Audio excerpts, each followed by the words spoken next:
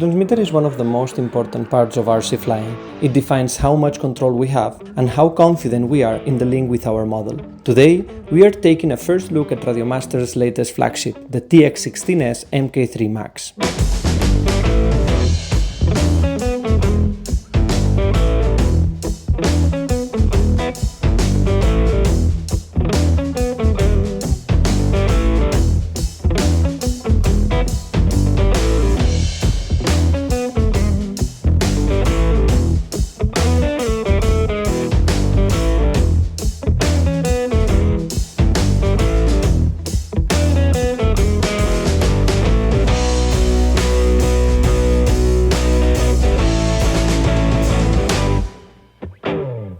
So this is the TX16S MK3 MAX, RadioMaster's latest flagship. The MK3 is the evolution of a platform that has been around for quite a few years now, and it's honestly one of the most popular radios on the market today.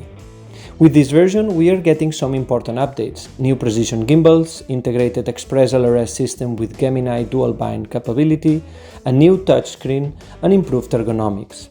Overall, a step forward in both hardware and performance, and a system that feels much more refined and complete.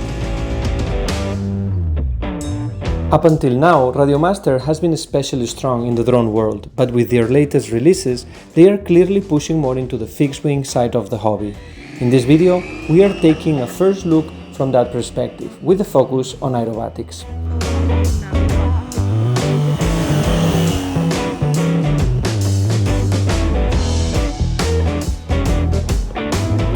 Flying fixed-wing models is not just about moving control surfaces, it requires a wide range of adjustments to properly control the aircraft. You are managing multiple servos, dual rates and exponential, flight modes, mixes, throttle curves, and all of it to work smoothly and consistently.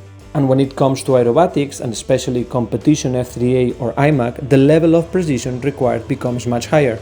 For such sensitive aircrafts, even small changes in setup can have a big impact on how the airplane feels and performs, and that's why you need a very fine adjustment, low latency and consistent response, and a highly reliable link.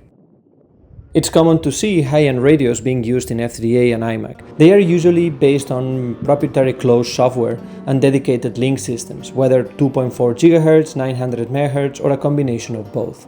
What RadioMaster has done differently is move towards a more open, flexible, and community-driven approach. This has made them extremely popular, offering highly capable systems at a very competitive price. And while some pilots might prefer more closed and structured systems, especially if they are already familiar with them, RadioMaster's operating system, EdgeTX, is totally capable to set up your model exactly how you want, with a level of control that is right up there with the best radios on the market at a significantly lower price. About 5 years ago, we reviewed the first version of the TX16S on the channel, and I remember being genuinely surprised by how good it was for its price. Even back then, despite the learning curve of the software, it was already a very capable system. Since then, RadioMaster has continued evolving the platform. 2 years ago, I had the chance to try the MK2 in China, with the upgraded gimbals and flying a full-size F3A model. I was honestly quite impressed by how it felt, as well as the reliability of the link in a very dense and noisy environment. And now, with this MK3, the newest version, I've been able to get my hands on it before release and start testing it across different types of aircraft, from trainers to basic aerobatic models and even competition-level setups. So, starting with the first impressions. The radio comes well protected in a compact, nicely presented box. Inside, you get a neck strap, a USB Type-C charging cable and some spare parts, including the tools to adjust the stick stiffness. Overall, the radio looks really good. There are different versions available, but I went for the carbon fiber finish, which I personally like a lot. The case feels nice, and although I usually fly with a tray, during my initial flights holding it by hand, it felt very comfortable, especially with the lateral leather grips. I prefer lighter transmitters, and this one is definitely on the lighter side. The switch layout is also very familiar, so if you have used other radios before, you will feel comfortable with it very quickly. Overall, the feeling is definitely closer to a premium product. There are LEDs, they are fully customizable, and you can even link them to different modes or functions. Not something essential for F3A, but definitely a nice touch if you want to personalize it. Now moving on to the gimbals. This is where I see a clear improvement compared to previous versions. They feel very smooth and precise right out of the box. You can adjust tension, travel and centering, and most of it can be done directly from the front of the transmitter, which is very convenient. The throttle ratchet is also adjustable. I really like the sticks that come with the radio. This is very personal, of course, but I find they grip well, and especially in hot conditions, that's something I really appreciate. In flight, the gimbals feel good. There's not something you notice in a negative way, quite the opposite. They feel precise and consistent, and they remind me of the good impressions I already had with the MK2. You can mark very nicely the rebounds, you feel the airplane well controlled, so overall, and in my opinion, very nice gimbals. Regarding the radio frequency system, this radio comes with an integrated Express ELRS system, an open source radio link protocol known for its low latency, long range and high reliability. There's also a lot of adjustability. You can play with the packet rates, latency and output power depending on your needs. This might feel a bit overwhelming at first, but there's a lot of information available, and once you understand it, it gives you a lot of control over your link performance. One of the key features here is the Gemini dual band capability, designed to increase link reliability. At the moment, it's mainly used in the drone world and not yet fully available for PWM receivers, but hopefully that will come in the future. That said, even with the standard Express ELRS, the performance is already very solid.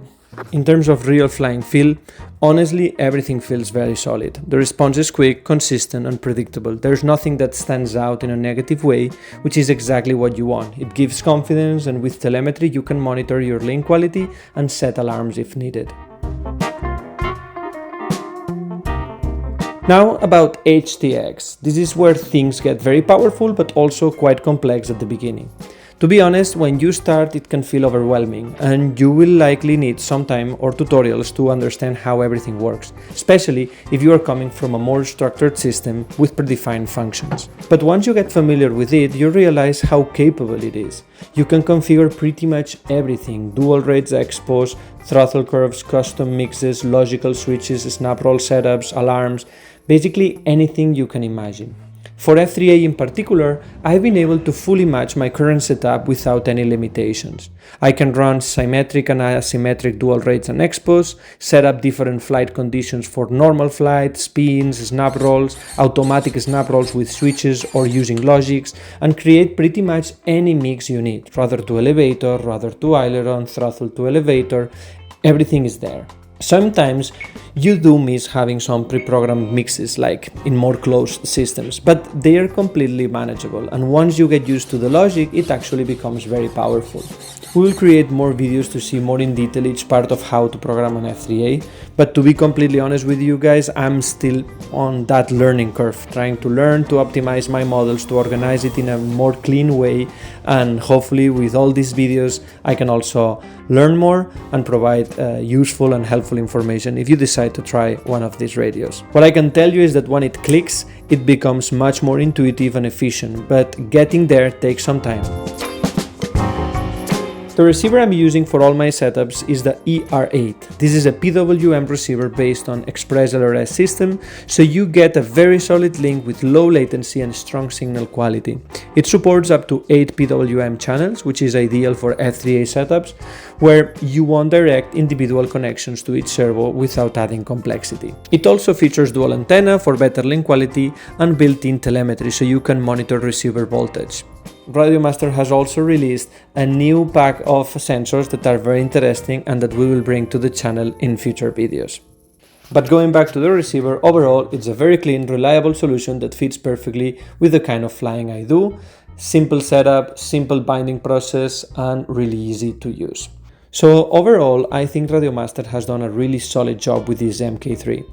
I really think this can be a kind of a flagship killer, especially if you are on a budget or getting into F3A. It's hard to find something that offers this level of performance and flexibility at this price point. And to answer the question that probably matters the most, yes, I'm gonna keep using it. I already have it installed in one of my favorite competition airplanes, and I will continue testing it, especially to set it up for the P27 and the F27. After all these flights, I feel confident with the system and what I can do with it. That flexibility is exactly what makes it so powerful. Here you have the results of one of my last P27s with that setup, the Anthem, paired with the RadioMaster TX16S MK3 MAX. Since it can be a great option if you're starting, I'm planning to make more videos focused on setup and adjustments for F3A. Let me know in the comments if you would be interested in that type of comment. For now, that's it. Thanks for watching and see you guys in the next one.